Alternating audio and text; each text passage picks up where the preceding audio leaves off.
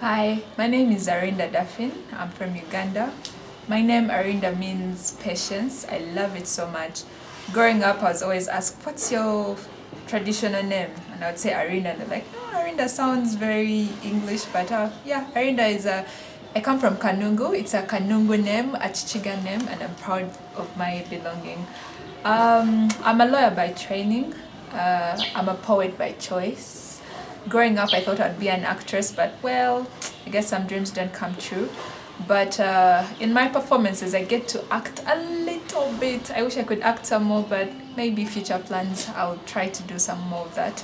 I love food. I love to experiment with different types of food, cooking, this and that.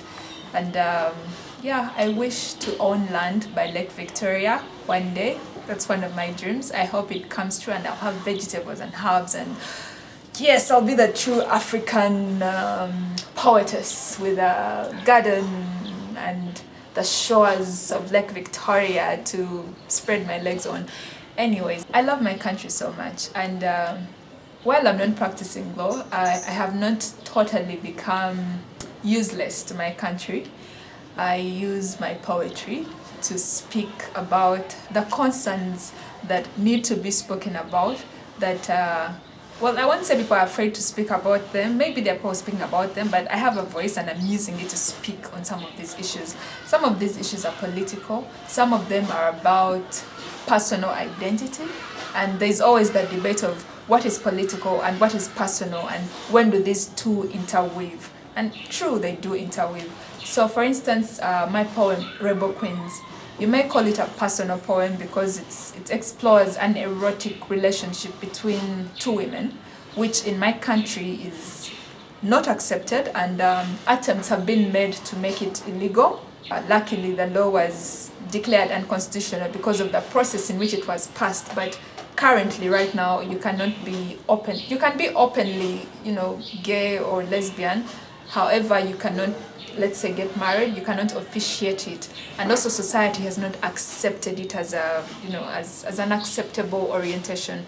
So my poem, what does it do? It creates this beautiful image of this relationship, presents it to the people, and then they start to visualize and to see the possibility of such a relationship. And well, most of them have thought that, oh, well, maybe it's not so bad. Maybe we don't accept it because we have been trained or we have grown up not to accept it. Then other poems that I write called Express Song, where I explore the lack of freedom of expression in this country. Not only in this country, I guess in the world, people are scared to express themselves politically because of the consequences that may come out of it. You know that sometimes journalists have been arrested, poets and writers on Facebook, on Twitter, Stella Nyanzi, have been arrested for the things they have said. So it's interesting to explore with my poetry the extent of freedom of expression and to speak about the concern that is Ugandans do not have or do not exercise their freedom of expression because of a certain fear. My poetry, it has been a struggle, honestly. It has been a struggle trying to find to find a relevant space as a poet, both economically and socially. My family has had to struggle with the decision that I made to be a poet full time and to abandon legal practice in the commercial sense. So I don't really earn from my legal practice. I earn very little from my poetry, and that is a concern for them. But well, it's my passion, and I think it's taking me places. I have traveled to The Hague, where I performed the poem Rebel Queens, and another called What It Is, again speaking on the rights of humans to be who they are. And also in Kisumu 2018, I was a second runner-up in a poetry competition where I also performed Rebel Queens and a poem called Loose.